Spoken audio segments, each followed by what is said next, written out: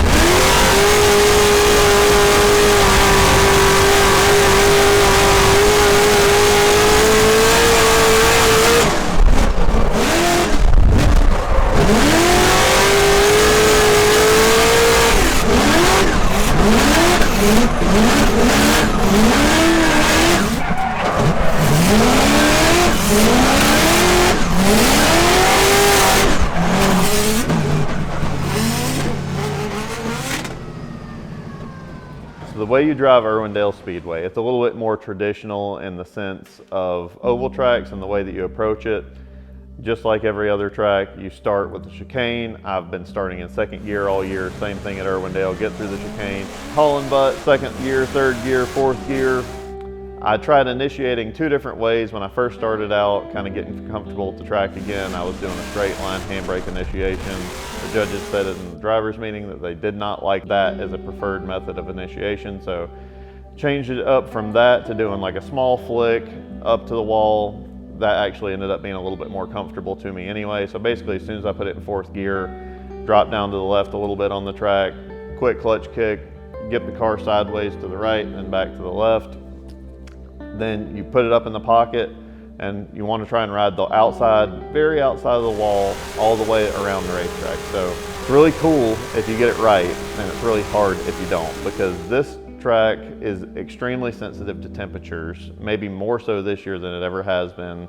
And a different characteristic of it this year, as opposed to any other year, is it has this little spot that's about a foot wide, 1.5 feet wide maybe at the most, right at the top of the wall, where since we had pro spec there, and for whatever reason the pro guys at the very beginning of the event on Thursday practice really weren't getting all the way up to the wall, so there was a rubber groove created about a foot, 1.5 feet away from the wall, to where if you were in that, then you had a ton of grip. The car was really fast, really hooked up, and it almost wanted to drive the car down towards the bottom of the racetrack. Whereas if you got all the way up where they wanted you, and you got up in the marbles that all those guys have been shooting up against the wall, the track was really, really loose, really slick, no grip up there at all, and it made the cars really slow. So to be where you wanted to be, the car was probably 5 to 10 miles an hour slower than if you were a foot or 1.5 feet further down off the wall. So I don't think anybody really used that as a strategy. I think everybody was still trying their best to get up to the wall, but if you didn't get up to the wall, the car was really fast. So most of the time I was able to put the car right up in the pocket where I wanted to be, especially as we got further and further into practice. You ride the wall all the way around turns 3 and 4 of the NASCAR oval. You come back down. They want you hard on the power basically the whole time after you initiate. Full throttle, that's what I was able to do. Really didn't struggle with that the whole weekend.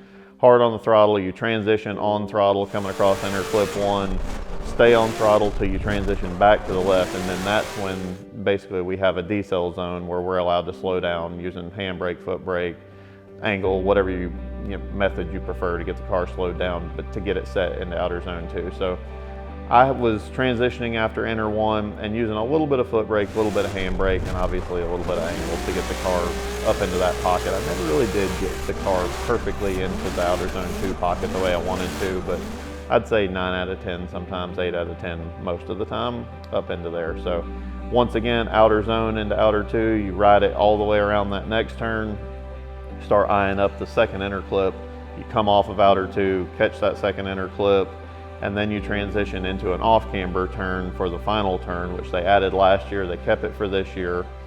And it's a really weird one because they put a wall there this year. They didn't have one last year.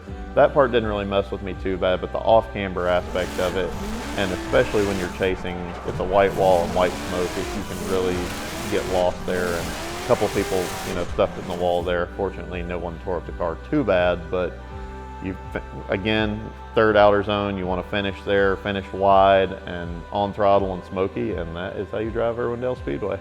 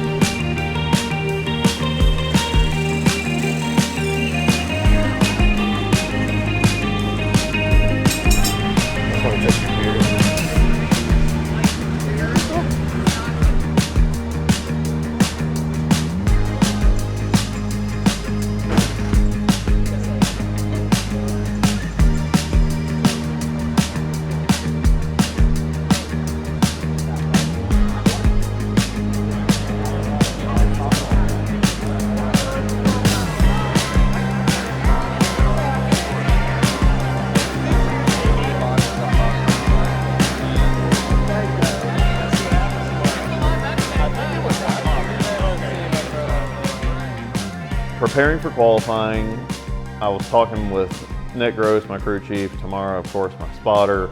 We went back and forth on kind of the best approach, whether to flick in or not flick in, handbrake. We all kind of came to the agreement that it would be best to use a flick in. We changed a little bit on the yellow speed coilovers, stiffened those up just to loosen the car up just a touch. But throughout the day on Friday, the car felt like it had a little bit too much grip in it, so we actually went up in tire pressure on the Nexen tires. We're still on the 275/40. Tamara was giving me some advice on how to get past inner 1 and into outer 2 better, and it's a scary thing. It's probably one of the scariest transitions in all of Formula Drift. I don't know what the statistics are, but I would bet that there's been more cars totaled in that transition between inner 1 and outer 2 than any other place on any Formula Drift track, maybe all combined. It's definitely, like, if there's a car that's going to flip over in FD, it's going to be right there. So it's an intimidating spot, and she's pushing me hard, like, hey, you got to get in there better, like, quit being a sissy.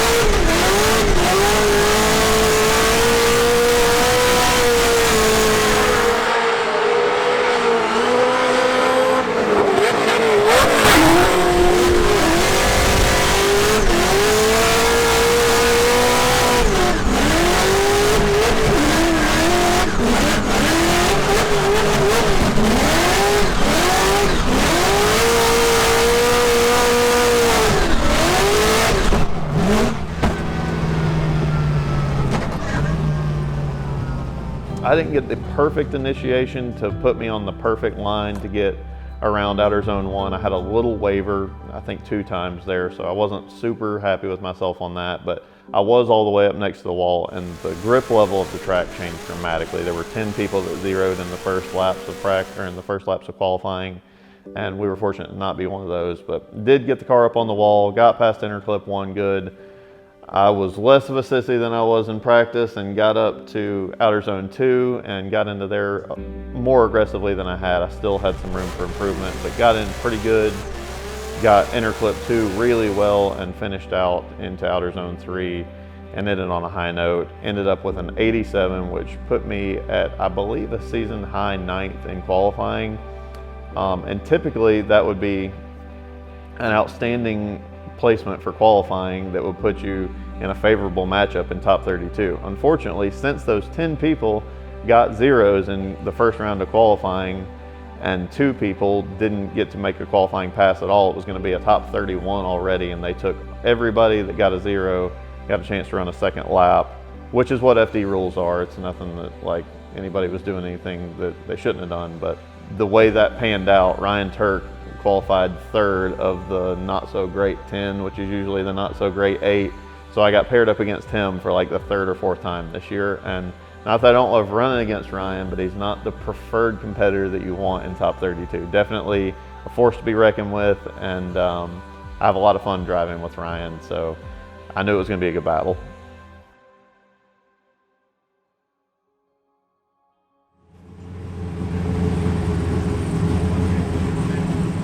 Saturday afternoon, we went into final practice, which is the warm-up before top 32.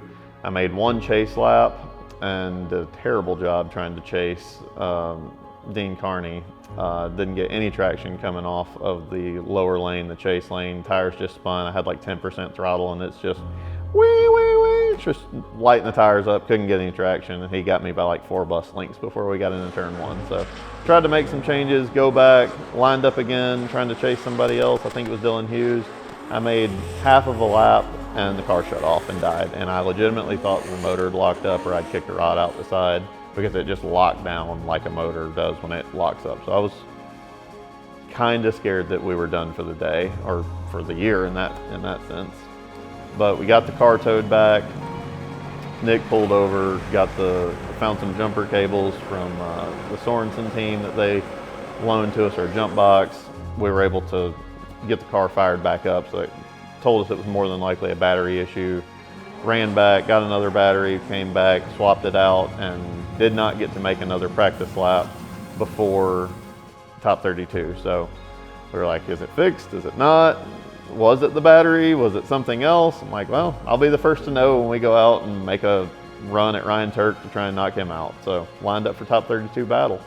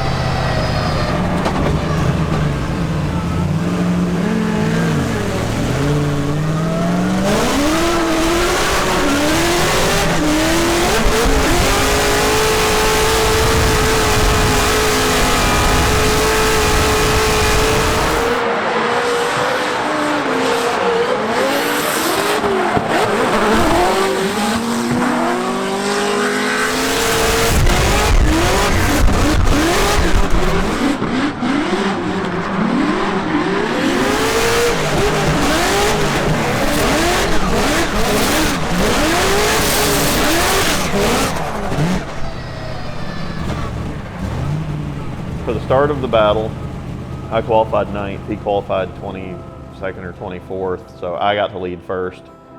I was very ready for the battle. We put a little bit more grip in the car, knowing that we were going to run Ryan. His car's fast. The track was cold, so we were pretty confident that the grip level that we put in the car was going to be right.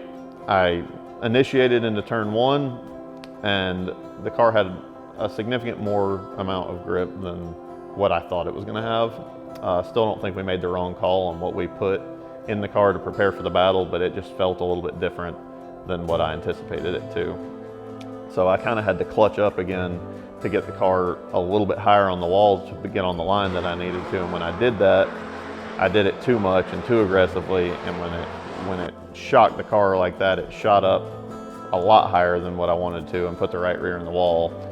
When I hit the wall, I didn't do what some of the people in Pro Spec did and just let off the gas and bring the front end around and hit the front, but I stayed in the gas. It tried to bring the right front up towards the wall and put the right front in the wall, but just stayed in it and pulled it back. But when it finally came off the wall and snapped, it put a ton of angle in the car and drove me straight to the bottom of the racetrack. It looked like crap, and I'm pretty sure I got an incomplete right there at that moment. I finished the lap, but I think I drove off course, so pretty sure the run was over at that point. But I did finish out drifting the lap, and Ryan did the best he could to follow the trash lead run that I gave him to try and follow.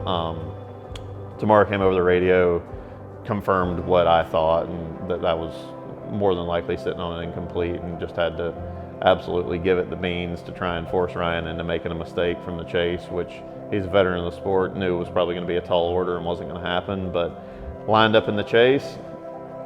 Ryan initiated. He was a little bit lower on the bank than I anticipated him to be, and he's not pushing it to the absolute limit, because he knew the same thing that I knew, which was that I was sitting on a pretty big deficit and didn't want to go put the car up in the wall for no reason. So I tried to chase him the best I could down on that low line. Again, the cars are really, really fast there if they're not right up on the wall, so it was a little bit more of a challenge to keep up with him on that tighter line.